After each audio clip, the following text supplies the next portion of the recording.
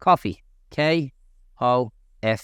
K-O-F-E, right? Knowledge, opportunity, finance and energy, right? What would you say is the biggest reason as to why people don't go after some of these opportunities? Which one of those four? I believe it's this one, the energy, right? Let's just say some dude comes down he gets the first SpaceX flight back from Mars, but he's had been living on Mars for 200 years, right? So he's never been on Earth, right? Brand new dude. And he knows nothing about what goes on here, right? But he says, I've got lots of free time and I want to learn how the property world works. Okay, perfect. So the first thing we do is we get him to spend some of that energy to acquire some of that knowledge. And when he has the knowledge, he will then be in a position where he can identify an opportunity. Bear in mind, this guy has no money now, but what he has done is he spent the last 6 weeks, 6 months, 6 years, whatever it is, learning everything about the property space in his area and how it works. He's been in and out of all the auctioneers. He's asking for part-time jobs. He's asked them, can he do something? He's asking them questions. He's talking to all the local investors. He's trying to figure out how this whole game works, right? And eventually he gets to a point where the light bulb turns on and he understands the basics of the property market, right? And the piece of land that he's been walking by, the abandoned property, the rented property, the properties that he's been walking by every single day now look different to him, because he's not seeing it as a rundown property tarnishing the edge of the neighbourhood. He's seeing it as an opportunity. He's not seeing the ground as an issue. He's not seeing these things as just a piece of wasteland or whatever. He's now acquired enough knowledge to recognize these as an opportunity, but he has no money. So what does he do? He goes to the bank and asks them for a lend of money. The bank says, no, you've no track record, don't have your deposit, no good. He goes to someone else to keep telling them no. Eventually he goes to these 5 people in a row who are kind of doing the work that he wants to get into, and they keep telling him no. So he makes a little summary of a proposal. He gives it to the first guy. He says no. 5 guys in a row tell him no. Then he finds another deal, goes back to them. They tell him no again. Then the first deal that he was having a go at, someone else buys it and they buy it for 50 grand more or whatever amount of money, more than what he could have bought it for, or more than what it was going for at the time. Or they buy it, they put in for planning permission, or they do some kind of value add. And what those guys have done with the property is what he was proposing to investor number 1, 2, 3, 4 and 5. And they just said, go away, we don't know you, you don't know what you're talking about, we don't want to deal with you, right? So he keeps getting knocked back. After a while, every time he keeps going back to the same investors, he has a new deal and he's a portfolio of deals that he missed out on because he couldn't get the money, yeah? So then he comes back into the guy, and let's say he comes into